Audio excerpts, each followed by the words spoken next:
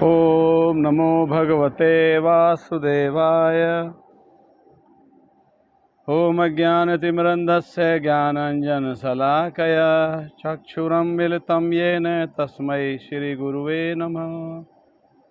नमः ओं विष्णुपादाय कृष्णपृष्ठाय भूतले श्रीमते भक्तिवेदांत स्वामिनिति नामिने। नमस्ते सारस्वतदेवी गौरवाणी प्रचारिणे निर्विशेष शून्यवादी पाश्चात्य देश तारिणे।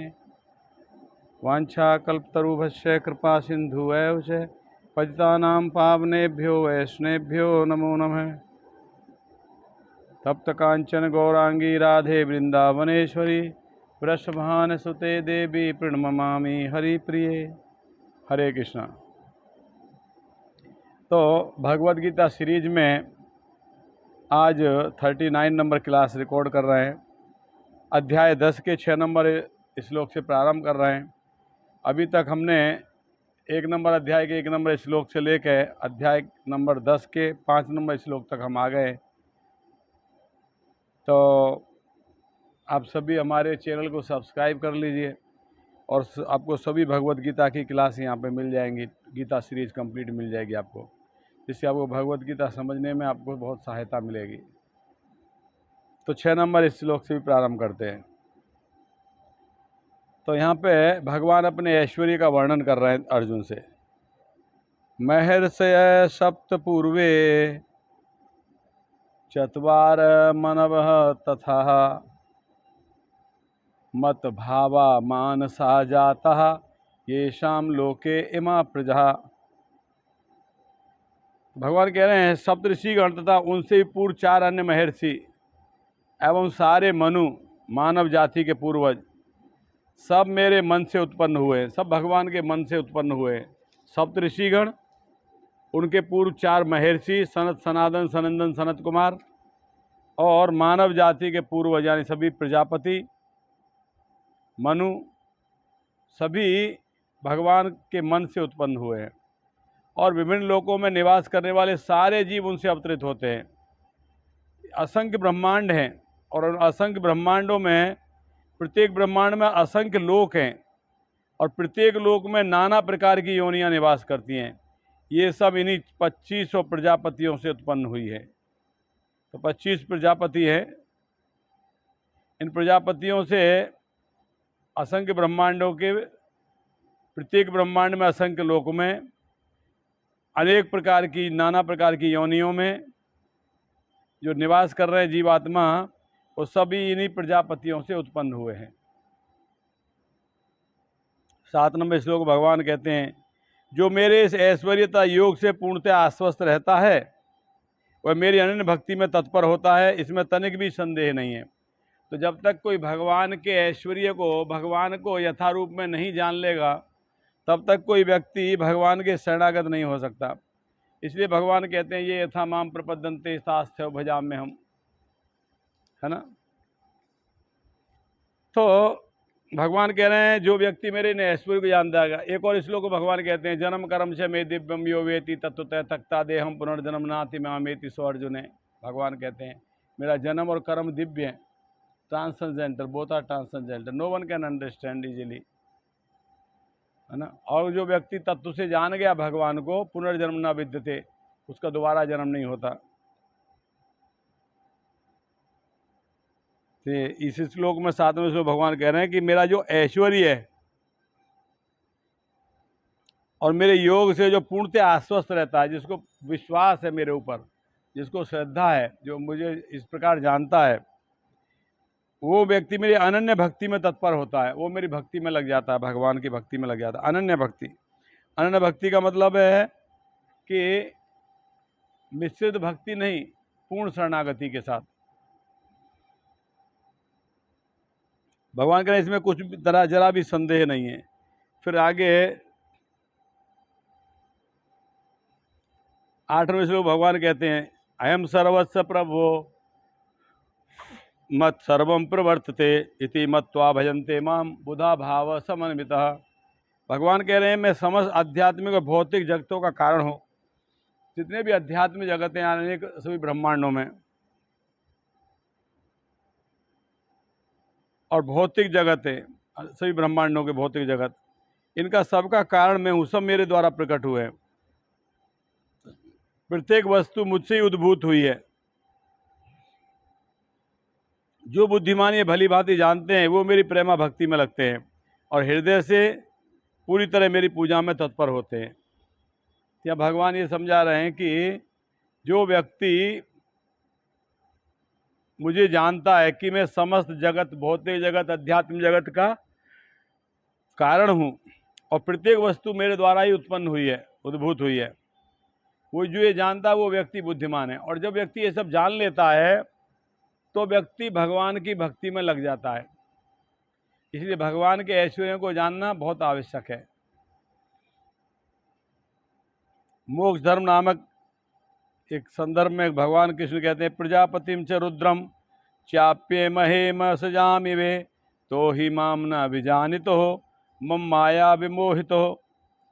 भगवान कह रहे हैं, मैंने ही प्रजापतियों को, शिव तथा अन्यों को उत्पन्न किया, किंतु वे मेरी माया से मोहित होने के कारण ये नहीं जानते कि मैंने ही उन्हें उत्पन्न किया है।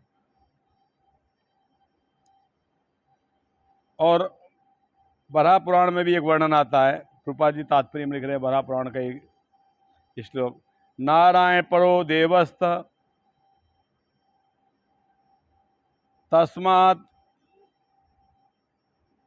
जज्जात सुतुर्मुख तस्मात् रुद्रो भवेद भवदेवः सचे सर्वगताम गतः। कह रहे नारायण भगवान हैं जिनसे ब्रह्मा उत्पन्न हुए, फिर ब्रह्मा से शिव उत्पन्न हुए।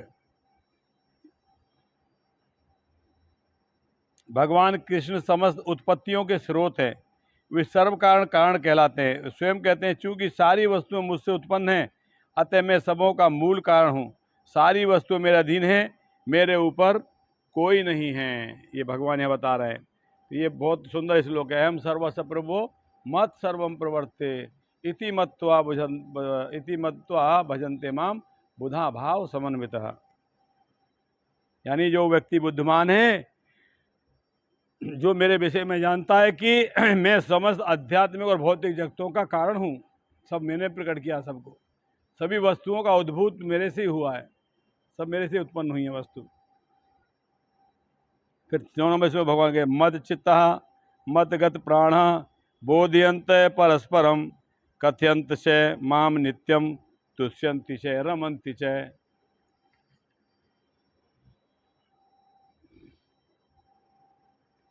तो भगवान कह रहे हैं, मेरे शुद्ध भक्तों के विचार मुझ में वास करते हैं, उनके जीवन मेरी सेवा में अर्पित रहते हैं और वे एक दूसरे को ज्ञान प्रदान करते तथा मेरे विषय में बातें करते हुए परम संतोष का और आनंद का अनुभव करते हैं। तो ये भगवान के भक्तों के विषय में भगवान जानते हैं, मेरे अपने भक्तों के विषय में, और बता रहे हैं कि मेरे भक्त, मेरे जो शुद्ध भक्त हैं, उनका ये लक्षण है, वे निरंतर भगवान की दिव्य प्रेमा भक्ति में लगे रहते हैं। और न सिर्फ दिव्य प्रेमा भक्ति में लगे रहते हैं, भगवान की लीलाओं का वर्णन करके आनंद का अनुभव करते हैं। वो प्रभुपाद जी तात्पर्य लिख रहे हैं, भक्ति की प्रारंभिक अवस्था में वे सेवा में ही दिव्य आनंद उठाते हैं और परिपक्व अवस्था में वे ईश्वर प्रेम को प्राप्त होते हैं। जब वे दिव्य स्थिति को प्राप्त कर लेते हैं तो वे सर्वसिद्धि का स्वाद लेते हैं जो भगवत धाम में प्राप्त होती है। तो बता रहे हैं कि भक्ति की जो प्रारंभिक अवस्था है, इनिशियल स्टेज में, भक्त सेवा करने में दिव्य आनंद उठाते हैं। भक्तों को भगवान की सेवा करने में आनंद आता है और जब वो परिपक्व अवस्था में पहुंचाते हैं तो उनको ईश्वर का प्रेम प्राप्त होता है, भगवान का प्रेम प्राप्त होता है उन्हें। इस दिव्य स्थिति को प्राप्त कर लेते हैं वे, तब सर्वसिद्धि का स्वाद लेते हैं। जब इस स्तर पर आ जाते हैं उनको सर्वसिद्धि का स्वाद प्राप्त हो जाता है और भगवत धाम में फिर वो भगवान की सेवा अच्छे से कर पाते हैं वैकुंठ में। श्रीमद् भागवत में ही एकमात्र ऐसी कथा है जिसमें भगवान तथा उनके भक्तों की दिव्य प्रकृति का पूर्ण वर्णन मिलता है। फलतः कृष्ण भानुभावी जीव ऐसे दिव्य साहित्य के श्रवण में दिव्य रुचि दिखाते हैं। जिस प्रकार तरुण तथा तरुणी परस्पर मिलने में आनंद प्राप्त होता है, जिस प्रकार से एक युवक और युवती अपने मिलन में अपने आप को आनंदित महसूस करते हैं, उसी प्रकार से भगवान के भक्त भगवान की कथाओं में आनंद लेते हैं। कथाओं को सुनने में, भगवान लीलाओं को सुनने में आनंद लेते हैं। तो 10 नंबर श्लोक में भगवान कहते तेषां सतत युक्ता नाम भजताम प्रीतिपूर्वकम ददामी बुद्धि योगम तम येन माम उपयांति ते। बहुत सुंदर श्लोक है, प्रभुपाद जी इसको बहुत कोट करते हैं इस श्लोक को अपने लेक्चर में। भगवान ये कह रहे हैं जो प्रेम पूर्वक मेरी सेवा में निरंतर लगे रहते हैं उन्हें मैं ज्ञान प्रदान करता हूँ जिसके द्वारा वो मुझ तक आ सकते हैं। तो अगर कोई व्यक्ति भगवान को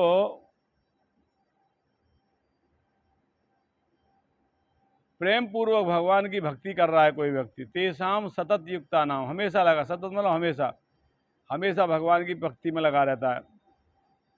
तेषाम सतत युक्ता नाम, भगवान कह रहे हैं उनको मैं ज्ञान प्रदान करता हूं जो मेरी भक्ति करते रहते हैं हमेशा, और फिर वो ज्ञान के द्वारा व्यक्ति मेरे पास आ जाते हैं। तो भगवान उसको रास्ता दिखाते हैं जो भगवान की भक्ति करने का प्रयास करता है। भगवान कह रहे हैं तेषाम सतत युक्ता नाम, जो कंटिन्यूसली मेरी भक्ति में लगे हुए। कैसी भक्ति में? प्रीतिपूर्वकम, प्रेम से जो मेरी भक्ति कर रहे हैं, मेरी सेवा कर रहे हैं। ददामी बुद्धि योगम तम, मैं उनको ज्ञान प्रदान करूंगा। येन माम उपयांति थे, उस ज्ञान के द्वारा वो मेरे पास आ जाएंगे। तो भगवान की प्राप्ति करने के लिए हमको प्रयास करना पड़ेगा। जब हम प्रयास करेंगे तो भगवान हमको रास्ते दिखा देंगे कैसे भगवान के पास जाना है। भगवान कहते हैं ददामी बुद्धि योगम, मैं उसको ज्ञान दूंगा, बुद्धि योग, ज्ञान योग प्रदान करूंगा, ज्ञान दूंगा, और उस ज्ञान के द्वारा फिर वो मेरे पास आ जाएंगे। रूपा जी कह रहे हैं जब कोई भगवत धाम जाना चाहता है तो भक्ति में कृष्णानंद को ग्रहण कर लेता है तो उसका यह कार्य बुद्धि योग कहलाता है। कोई भक्ति कर रहा है भगवान की, वही बुद्धिमान है, कहने का तात्पर्य हुआ। दूसरे शब्दों में बुद्धि योग वह विधि है जिससे मनुष्य भव बंधन से छूटना चाहता है। बुद्धि योग, बुद्धि मतलब ज्ञान, ज्ञान के द्वारा व्यक्ति इस भव बंधन से छूट जाएगा और उन्नति का चरम लक्ष्य है कृष्ण की प्राप्ति। अपने चरम लक्ष्य को प्राप्त करेगा। और चरम लक्ष्य क्या है? भगवान कृष्ण की प्राप्ति। इस प्रकार से फिर 11 नंबर श्लोक भगवान कहते हैं मैं उन पर विशेष कृपा करने के हेतु उनके हृदयों में वास करते हुए ज्ञान के प्रकाशमान दीपक के द्वारा ज्ञान जन्य अंधकार को दूर करता हूँ। भगवान कहते हैं मैं अपने भक्तों पर विशेष कृपा करता हूँ। भगवान भक्तों को विशेष कृपा करते हैं। क्या करते हैं? भगवान उनके हृदय में वास करते हुए, भगवान परमात्मा के रूप में भक्त के हृदय में वास कर रहे हैं।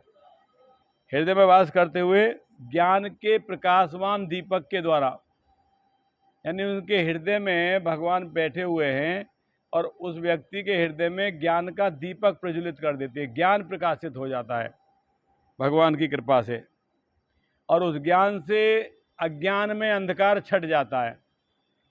अज्ञान, जब ज्ञान प्राप्त होगा तो आपको अज्ञान खत्म हो जाएगा। जैसे चेतन चेतावनी कहते हैं कि सूर्य है कृष्ण सम माया अंधकार, जहाँ कृष्ण तहाँ नहीं माया रे अधिकार। सूर्य है कृष्ण, सूर्य सम, कृष्ण भगवान सूर्य के समान है, और माया अंधकार, माया अंधकार के समान है।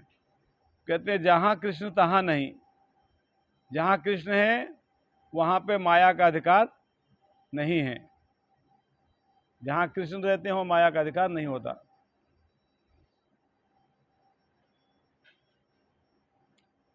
तो अब देखते हो जैसे ही सूर्य आता है,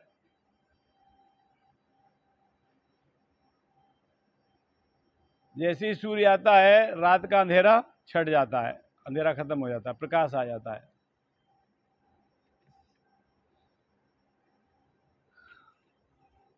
तो जब भगवान प्रकाश का दीपक भक्त के हृदय में जला देते हैं तो अज्ञान का अंधेरा छट जाता है और भगवान की विशेष कृपा भक्त के ऊपर होती है। रूपा जी लिख रहे हैं इसके तात्पर्य जो लोग शुद्ध भक्ति में रत हैं, भले ही वे पर्याप्त शिक्षित न हो, वैदिक नियमों से पूर्णतः अवगत न हो, किंतु भगवान उनकी सहायता करते ही है, जैसा कि इस श्लोक में कहा गया है। अगर कोई व्यक्ति, जरूरी नहीं है कोई व्यक्ति बहुत विद्वान हो, वेदों का अध्ययन किया हो, शास्त्रों का अध्ययन किया हो, ये जरूरी नहीं है। अगर कोई व्यक्ति पढ़ा लिखा भी नहीं है मगर भगवान में श्रद्धा है, भक्ति कर रहा है, तो भगवान उसको सहायता करते हैं इस प्रकार से।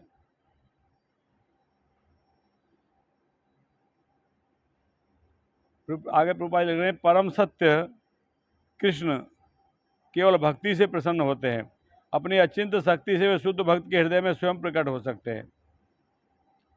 अगर कोई शुद्ध भक्त है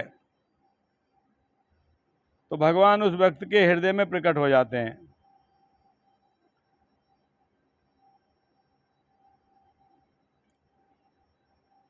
प्रभुपाद जी लिख रहे हैं, भगवत गीता का सार क्या है? उपदेश सार ये है, भगवत गीता के अध्ययन से मनुष्य भगवान के शरणागत होकर शुद्ध भक्ति में लग जाता है, और जैसे ही भगवान अपने ऊपर भार ले लेते हैं, मनुष्य सारे भौतिक प्रयासों से मुक्त हो जाता है। अब अर्जुन कुछ कह रहे हैं भगवान से। अर्जुन भगवान को स्वीकार रहे, कह रहे हैं, परम ब्रह्म परम धाम पवित्रम परमम भवान पुरुषम शाश्वतम दिव्यम आदिम आदिदेवम अजम विभुम आहु त्वाम ऋषय सर्वे देव ऋषि नारद तथा असित देवल व्यास स्वयं च एव ब्रवीष में। अर्जुन ने कहा, हे भगवान, आप परम भगवान, परम धाम, परम पवित्र, परम सत्य हैं। आप नित्य हैं, दिव्य हैं, आदि पुरुष हैं, अजन्मा हैं और महानतम हैं। ये भगवान के विषय में कह रहे हैं। आप अजन्म, आपका जन्म नहीं हुआ, आप शाश्वत हैं, आदि पुरुष हैं, आपसे पहले कोई नहीं था। आप दिव्य हैं, आप नित्य हैं, शाश्वत हैं, महान हैं, आप परम सत्य हैं, आप परम पवित्र हैं, परम धाम हैं, आप ही शरण इसलिए सभी जीवात्माओं के। तो कह रहे हैं, ये मैं ही नहीं कह रहा, नारद, असित, देवल, व्यास जैसे ऋषि आपके सत्य की पुष्टि कर रहे हैं, और अब आप स्वयं ने मुझसे यही कहा है।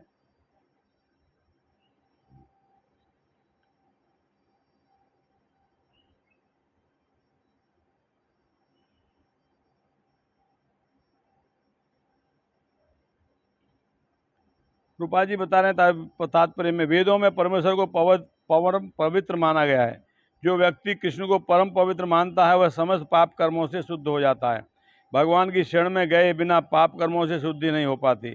अर्जुन द्वारा कृष्ण को परम पवित्र मानना वेद सम्मत है। इसकी पुष्टि नारद ऋषियों द्वारा भी की गई है। तो भगवान का गुणगान कर रहे हैं यहाँ पे अर्जुन, और कह रहे हैं, मैं ही नहीं, नारद, असित, देवल, व्यास ऋषि आदि ऋषियों ने भी आपका इस प्रकार से गुणगान किया है। फिर 14 नंबर श्लोक में भगवान कहते हैं, सर्वमेतदुतम मन्ये यन्मा बदसी केशवः नहीं ते भगवन व्यक्तिम विदुर्देवान दानवः। कह रहे हैं, अर्जुन कह रहे हैं भगवान से, हे कृष्ण, आपने मुझसे जो कुछ कहा है उसे मैं पूर्णतया सत्य मानता हूँ। हे प्रभु, न तो देवतागण न असुरगण ही आपके स्वरूप को समझ सकते हैं। अर्जुन कह रहे हैं कि देवता, दानव, कोई भी आपके स्वभाव को, स्वरूप को नहीं जान पाता। कृपा जी लिख रहे हैं, जब देवता तक उन्हें नहीं समझ पाते तो आधुनिक जगत के तथा कथित विद्वानों का क्या कहना। जो आजकल के जो विद्वान हैं, भौतिक जगत के फिलोसफर हैं, जो कुछ का कुछ बोलते रहते हैं भगवान के विषय में, उनको कुछ ज्ञान नहीं रहता फिर भी। तो भगवान की जब कृपा जी कह रहे हैं, जब देवता ही नहीं जान पाते, जो इतने उच्च कोटि के जीवात्मा है देवता, वही जब भगवान को पूर्णतया नहीं समझ पाते, तो ये आजकल के ये फिलोसफर कैसे समझेंगे, साइंटिस्ट कैसे समझेंगे। फिर 15 नंबर श्लोक भगवान कहते हैं, अर्जुन कह रहे हैं, हे परम पुरुष, हे सबके उद्गम, समस्त प्राणियों के स्वामी, हे देवों के देव, हे ब्रह्मांड के प्रभु, निस्संदेह एकमात्र आप ही अपने को अपनी अंतरंगा शक्ति से जानने वाले हैं।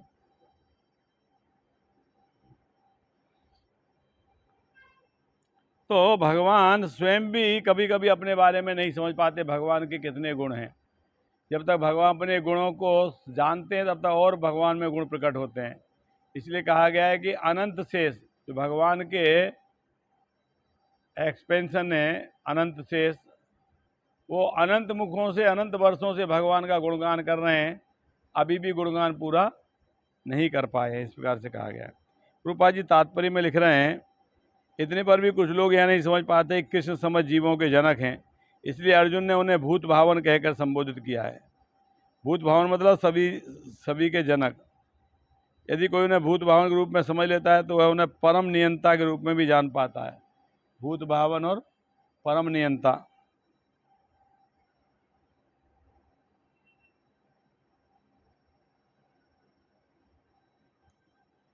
इसलिए भगवान को भूतेश या परम नियंता कहा गया है। देवों के देव कहा गया है उन्हें। फिर आगे 16 नंबर श्लोक में अर्जुन कह रहे हैं, कृपा करके विस्तार पर मुझे अपने उन देवी ऐश्वर्यों को बताएं जिनके द्वारा आप इस समस्त लोकों में व्याप्त हैं।